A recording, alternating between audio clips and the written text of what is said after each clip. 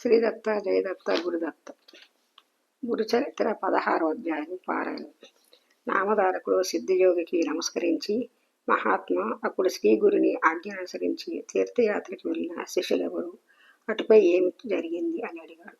సిద్ధియోగి ఇలా చెప్పారు. నాయన నామధారక, నీవు గురుభక్తుల్లో ఉత్తముడివి. ఇంతకాలం నన్ను గురుకథ చెప్పమని ఎవరు కోరలేదు. నా మనసు నిగురుగా నిప్పునట్లయింది.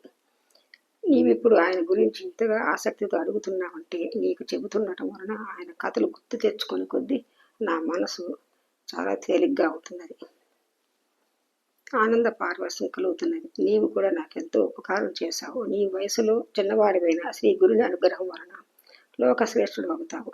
నీ వంశమంతా పుత్ర పౌత్ర ధనధాన్యాలతోనూ సుఖశాంతులతోనూ విలసిల్లుగాక. శ్రీ గురుని చరిత్ర చెబుతాను. అది మానవులకు కోరదగినవన్నీ ప్రసాదించడంలో కామధేనువు లాంటిది. ప్రమాణం చేసి చెబుతున్నాను, శ్రద్ధగా విని. శ్రీ గురుని ఆజ్ఞ అనుసరించి శిష్యులందరూ తీర్థయాత్రకి వెళ్ళారు. నేను మాత్రం వారిని సేవిస్తూ వారిని చెంతనే ఉండిపోయాను. అప్పటి నుండి 1 సంవత్సరం పాటు శ్రీ గురుడు వైద్యనాథంలోనే గుప్తంగా ఉండిపోయాను. ఒకనాడు ఒక బ్రాహ్మణుడు వచ్చి స్వామికి సాష్టాంగ నమస్కారం చేసి, స్వామి, నేను ఆత్మసిద్ధికి ఎంతో కాలం తపస్సు చేసినా కానీ నా మనసు ఏమాత్రం ప్రశాంతం అవ్వలేదు. కానీ మీ దర్శనం చేతని నాకెంతో ఆనందం కలుగుతున్నది. నా మనసు స్థిరమైపోవడానికి కారణం ఏమిటి? మీరు లోకాన్ని తరింపజేయడానికి అవతరించిన దైవ స్వరూపులు.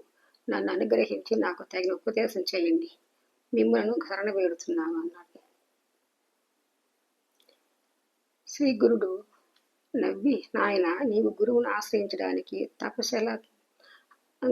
ఆశ్రయించకుండానే తపస్సెలా చేశావు అని అడిగాడు. అతడు కన్నీరు కారుస్తూ, స్వామి, మొదట నేను ఒక గురువును ఆశ్రయించి చాలా కాలం సేవించాను. కానీ ఆయన నా చేత అన్ని సేవలు చేయించుకుంటూ నన్ను ఎప్పుడూ తిడుతుండేవాడు. కానీ నాకేమీ నేర్పలేదు. ఎప్పటికప్పుడు నీకింకా బుద్ధి స్థిరం కాలేదు అని చెప్పి నాకు వేదం కానీ శాస్త్రం కానీ భాష్యం కానీ చెప్పలేదు. అందువలన ఒకసారి నేను ఆయన చెప్పిన సేవ చేయలేను. అప్పుడు ఆయన నాపై ఎంతో కోపించి తీవ్రంగా నిందించారు. వెంటనే నేను ఆయన విడిచి వచ్చేశాను. ఆయన చెప్పాడు, నీ గురుడి ముక్కు మీద వేలు వేసుకుని, అయ్యో బ్రాహ్మణుడా, ఎంత పని చేశావు? నీవు చేసిన పని ఆత్మహత్య అంతటి పాపం చేశావు. నిజానికి నీవే నీలో దుర్గుణాలను తెలుసుకోలేక గురువు నిందిస్తున్నావు. నీకు ఇంకా మనసు నిశ్చయం ఎలా అవుతుంది? దొరికిన కామధేను వంటి గురువును విడిచి నీవెక్కడికి పరిగెడుతున్నావు? నీకు జ్ఞానం ఎలా లభిస్తుంది? గురుద్రోహి యజంగాని పరంగాని సుఖముండదు. అతడికి జ్ఞానం అన్నిటికీ కలగదు. అజ్ఞానాంధకారంలో చిక్కుపడవలసిందే. గురువుని ఎలా సేవించాలో తెలిసిన వాడికే వేదాంగాలు తెలిసి సర్వజ్ఞుడవుతాడు. అష్టసిద్ధులు అతనికి ఆధీనమవుతాయి. నీ వంటి ద్రోహికి ముఖం కూడా చూడటం అపసగనం అవుతుంది. దేవాలయంలో మల విసర్జన చేసి అందుకు తిట్టిన వాళ్ళు తప్పుపట్టినట్లు నీ పని అన్నాడు. అప్పుడు ఆ మిత్రుడు భయపడి దుఃఖంతో స్వామి పాదాలపై పడి, పరమగురు జ్ఞానసాగర, బుద్ధిహీనుడైన తెలియక గురుద్రోహం చేశాను. గురువుని ఎలా తెలుసుకోవాలో సేవించాలో తెలిసి నన్ను ఉద్ధరించండి అని దీనాది దీనంగా ప్రాధేయపడ్డాడు. శ్రీగురుడు అతని దైన్యానికి కలిగిపోయి అపార కరుణతో ఇలా చెప్పాడు. నాయన, గురువే తల్లి తండ్రి. ఆయనే బ్రహ్మ విష్ణు మహేశ్వరుని ప్రత్యక్ష రూపం. నిజమైన మేలు చేయగలవారు ఆయన ఒక్కరే. ఎందుకు సందేహం లేదు. ఏకాగ్రమైన శ్రద్ధ భక్తులతో పట్టుదలతో గురువుని సేవించాలి. అది తేల్చేటందుకు నీకు ఒక పురాణోపాఖ్యానం చెబుతాను విను. ద్వాపర యుగంలో దౌమ్యుడు అనే బ్రహ్మర్షి ఉండేవాడు. ఆయన దగ్గర అరుణి, కైదుడు, ఉపమన్యుడు అని 3 శిష్యులు ఉన్నారు. వేదం అభ్యసిస్తూ ఆయనను శ్రద్ధతో సేవిస్తూ ఉండేవారు. అహంకారం మొదలగు దోషాలు తొలగి మనసుకు శుద్ధి కలగడానికి వెనకటికి గురువులు శిష్యుల చేత సేవలు చేయిస్తూ ఉండేవారు. అతని సేవను బట్టి అతని గురుభక్తిని మనశుద్ధిని నిరూపించి అనుగ్రహించేవారు. ఒకనాడు దౌమ్యుడు అరుణుని పిలిచి, నీవు మన పొలానికి వెళ్ళి చెరువు నుండి దానికి నీరు పెట్టు, లేకపోతే వరి పైరు ఎండిపోతుంది అని అన్నారు. అరుణి వెంటనే వెళ్ళి చెరువు నుండి కాలువ ద్వారా నీరు పెట్టాడు. కానీ కాలువకు ఒక చోట గండిపడి నీళ్ళన్నీ పల్లానికి పోతున్నాయి. మట్టి రాళ్ళు ఎంత వేసినా కట్టు నిలవలేదు. అప్పుడు అతడు ప్రాణం పోయినా సరే గురువును గురువు చెప్పినదే చేసి తీరాల్సిందే అనే నిశ్చయంతో ఆ గండికి తాను అడ్డుపడుకుని గురువును ధ్యానిస్తున్నాడు. అప్పుడు ఆ నీరు అతని మీద పొలానికి ప్రవహించింది. చీకటి పడి కూడా అరుణి ఆశ్రమానికి రాకపోయేసరికి దోమిడి వచ్చి పొలం నిండుగా నీరు ఉండటం గమనించాడు. కానీ శిష్యుడు అక్కడ కనిపించలేదు. అతడు ఏ పులి బారినైనా పడ్డాడేమోనని అనుమానించి ఆయన శిష్యుని కోసం బిగ్గరగా అరిచాడు. అరుణ్ సమాధానం ఇయ్యలేక కొంచెంగా శబ్దం చేశాడు. దానిని బట్టి దొమ్మిల వారు వచ్చి శిష్యుని లేవనెత్తి కౌగిలించుకుని సంపూర్ణంగా అనుగ్రహించాడు. వెంటనే అతడు సర్వశాస్త్ర పారంగతుడైనాడు. అప్పుడు దౌమ్య మహర్షి, నాయన, నీవింటికి వెళ్ళి తగిన కన్యను వివాహమాడి స్వధర్మ బ్రహ్మచారి అయి స్వధర్మమాచరించు, కృతజ్ఞుడవుతావు అని ఆదేశించాడు. అరుణి గురువులకు నమస్కరించి ఇంటికి వెళ్ళి లోకపూజ్యుడయ్యాడు. ఒకరోజు దౌమ్యుడు తన రెండవ శిష్యుని పిలిచి, నాయన, పైరు పంటకు వచ్చింది, నీవు రోజు కావలి కాచి పైరు కోసి ధాన్యం ఇంటికి చేర్చు అని చెప్పాడు. కైదుడు తనకు గురుసేవ లభించినందుకు సంతోషించి పైరును ఎంతో జాగ్రత్తగా సంరక్షించి పంట పక్కానికి వచ్చాక కోయించాడు. తర్వాత ధాన్యం రాశిగా పోయించి ఆ సంగతి గురువుకు చెప్పాడు. ఆయన అతనికి ఒక బండి, ఒక దున్నపోతుని ఇచ్చి ధాన్యం ఇంటికి చేర్చమని చెప్పాడు. అతడు ఆ బండి కాడికి ఒక ప్రక్క దున్నపోతును కట్టి మరొక దున్నపోతు లేనందు రెండవ వైపు కాడిని తన భుజాన వేసుకుని ధాన్యం ఇంటికి తీసుకొస్తున్నాడు. దారిలో ఒక చోట బురదలో ఆ దున్నపోతు కూరుకుపోయింది. అప్పుడు ఆ వైద్యుడు దున్నపోతును విడిపించి తానొక్కడే బండిని బురదలో నుండి లాగటానికి ప్రయత్నించి ఆ శ్రమ కోరవలేక స్పృహ తప్పి పడిపోయాడు. కొంతసేపటికి దౌమ్యుడు అక్కడికి వచ్చి చూసి అతని గురుసేవ దీక్షకు మెచ్చి అతని మెడ నుంచి కాడి తొలగించి అతని లేవదీసి కౌగిలించుకుని అనుగ్రహించాడు. వెంటనే వేదశాస్త్ర జ్ఞానం అంతా అతనిలో మేల్కొన్నది. గురువు అతనికి సెలవిచ్చి ఇంటికి పంపాడు. కొద్ది కాలంలోనే అతడు కూడా అరణి వలె లోక ప్రసిద్ధుడయ్యాడు. ఇక ఉపమన్యుడు మాత్రమే ఆ మహర్షిని సేవిస్తుండేవాడు. అతడు అతిగా భోజనం చేసేవాడు.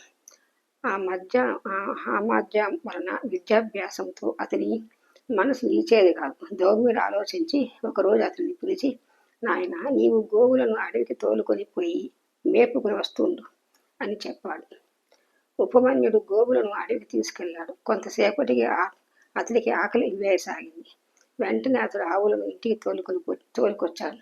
దౌమ్యుడు అతను చూసి, నీవు ప్రతిరోజు సూర్యాస్తమయం వరకు గోవులను మేపాలి అన్నాడు.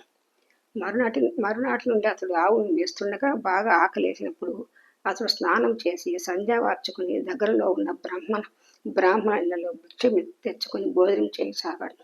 అందువల్ల కొద్ది కాలానికి అతని శరీరానికి మంచి పుష్టి కలిగింది.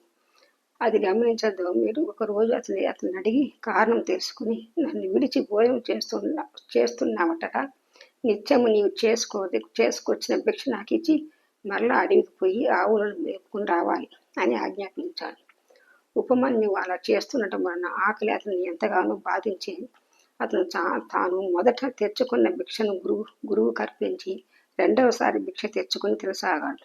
అందువలన అతని శరీరం పుష్టిగా ఉండటం చూసి దౌమ్యుడు కారణం అడిగి తెలుసుకుని ఆ రెండవ భిక్షను కూడా తమకే ఇవ్వమని అడిగాడు.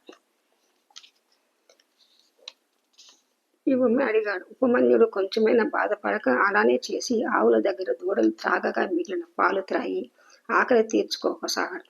అందువలన కొద్ది కాలంలో అతని శరీరం మరింత లావెక్కింది.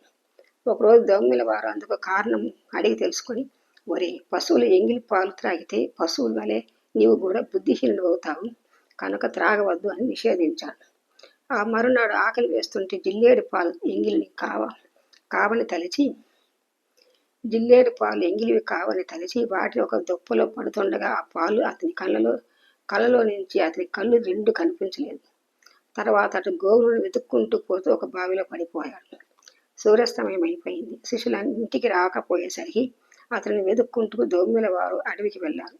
ఆయన కేక విని ఉపమన్యువు బావిలో నుండి సమాధానమిచ్చాడు. ఆ మహర్షి బావి వద్దకు వెళ్ళి అతని దృష్టికి తెలుసుకుని అశ్విని దేవతలను ప్రార్థించమని చెప్పారు. ఉపమన్యువు అలా చేయగానే అతనికి దృష్టి వచ్చింది. వెంటనే అతను బావి నుండి బయటకు వచ్చి గురువులకు నమస్కరించాడు.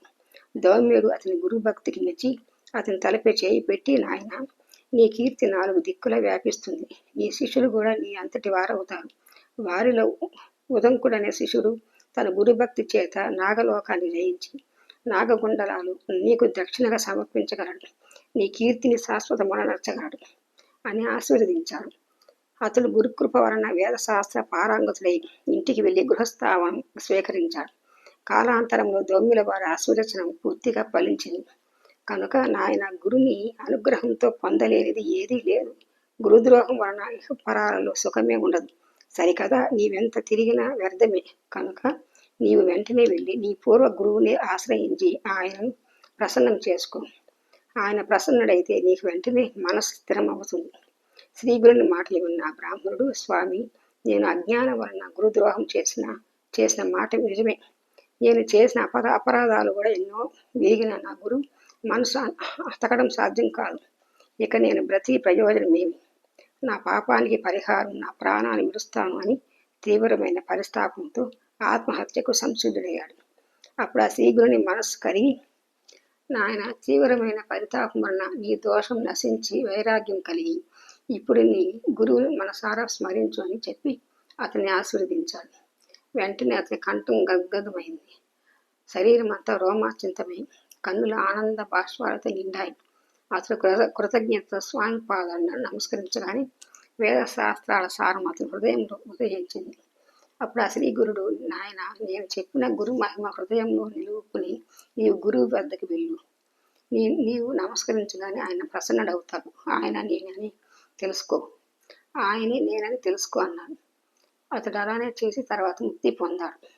ఇలా 1 సంవత్సరం కాలం వైద్యనాథంలో నివసించి తర్వాత శ్రీ నృసింహ సరస్వతి దేశ సంచారం చేస్తూ కృష్ణా తీరంలో ఉన్న బిల్లవటి గ్రామంలోని భువనేశ్వరి దేవి సన్నిధి చేరి అచ్చట కృష్ణవేణి సంగమంలో పడమట తీరాన ఉన్న ఉదుంబర వృక్షం కింద కొంతకాలం గుప్తంగా నివసించాడు. శ్రీ దత్త, జయ దత్త, గురుదత్త.